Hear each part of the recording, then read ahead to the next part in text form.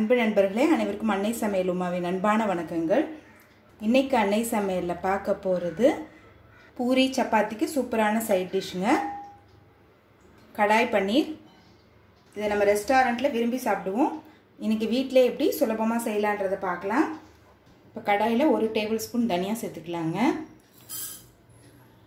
7 காஞ்ச மிளகாய், 2 காஷ்மீரி மிளகாய். இப்போ இது ரெண்டுத்தையும் நல்லா வாசனை வர வரைக்கும் வறுத்துக்கலாம்.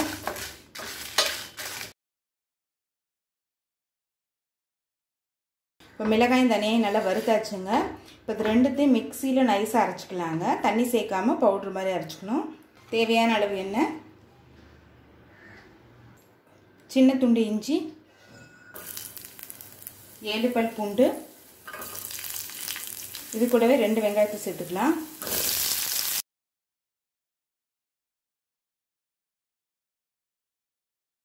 இப்போ வெங்காயம் நல்லா வதங்கிடுச்சு. அடுத்தது 2 தக்காளி சேர்த்துக்கலாம்.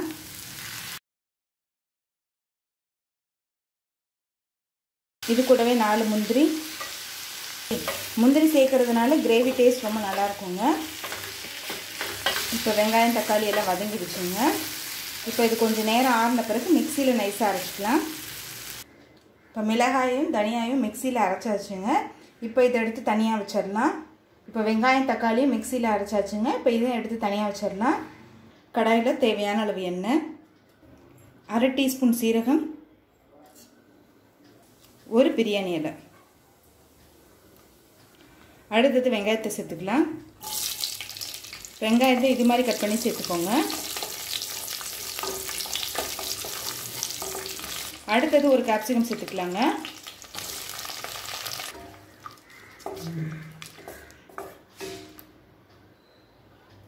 தேவையான அளவு உப்பு,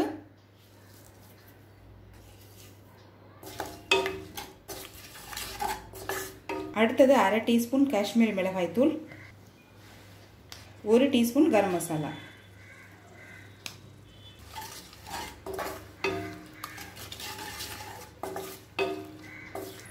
இப்போ அடுத்தது நம்ம அரைச்சி வச்சிருக்க வெங்காயம் தக்காளி இதில் சேர்த்துக்கலாங்க. அரைச்சி வச்சிருக்க மிளகாய் தனியாகவும் இது கூடவே சேர்த்துக்கலாம்.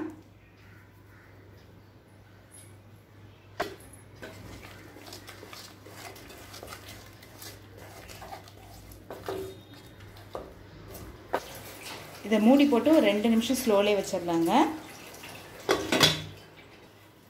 இப்போ 2 நிமிஷம் ஆயிடுச்சுங்க. நல்லா எண்ணெய் எல்லாம் பிரிஞ்சு வந்துடுச்சு. இது கூட கொஞ்சமாக தண்ணி சேர்த்துக்கலாங்க. 1/4 கப் தண்ணி போதும்.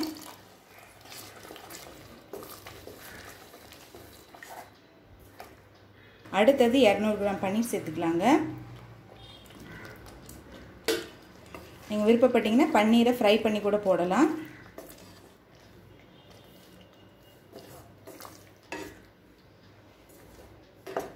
இப்போ மூடி போட்டு ஒரு 5 நிமிஷம் ஸ்லோலே வச்சிடலாம். இப்போ 5 நிமிஷம் ஆயிடுச்சுங்க. எண்ணெய் நல்லா பிரிஞ்சு வந்துடுச்சு.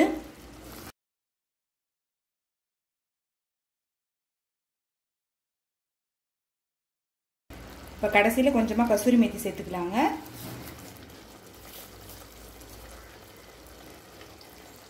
கசூரி மேத்தி உங்ககிட்ட இல்லைன்னா நீங்கள் கொத்தமல்லி சேர்த்துக்கோங்க.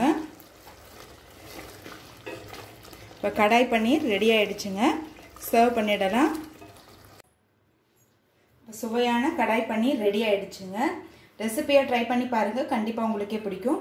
ரெசிபி பிடிச்சிருந்ததுன்னா வீடியோவை லைக் பண்ணுங்கள், கமெண்ட் பண்ணுங்கள், ஷேர் பண்ணுங்கள். இது வரைக்கும் அன்னை சமையல் சேனலை சப்ஸ்கிரைப் பண்ணலன்னா சப்ஸ்கிரைப் பண்ணுங்கள். தேங்க்யூ.